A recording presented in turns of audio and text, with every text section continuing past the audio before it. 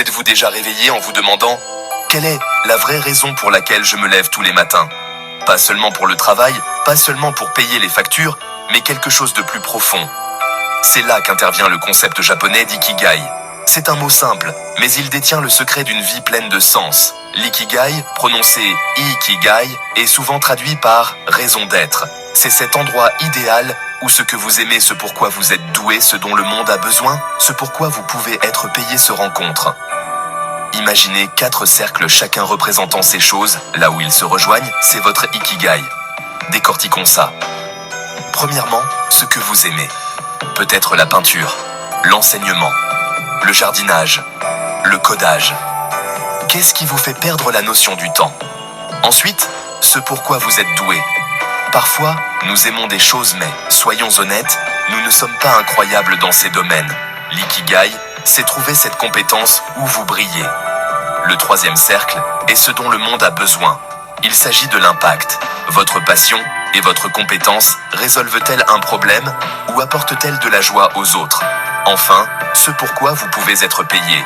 Parce que, avouons-le, donner un sens à sa vie est plus facile quand les factures sont payées. Maintenant, examinons quelques histoires de la vie réelle. Prenez Ken Mogi, un neuroscientifique japonais. Il a trouvé son ikigai en explorant les mystères du cerveau et en partageant ses découvertes avec le monde.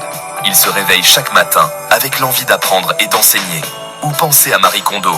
Elle a transformé son amour pour le rangement en un mouvement mondial. Elle est douée pour l'organisation, le monde avait clairement besoin de sa méthode. Et maintenant, elle a bâti une carrière florissante grâce à cela. Mais l'ikigai n'est pas réservé aux personnes célèbres. J'ai rencontré une fois une boulangère qui se lève à 4 heures du matin tous les jours. Elle m'a dit « J'adore créer quelque chose avec mes mains.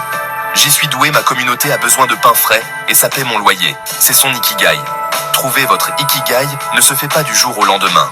Il s'agit d'expérimenter, d'être honnête avec soi-même et, parfois, d'échouer avant de trouver ce qui vous convient.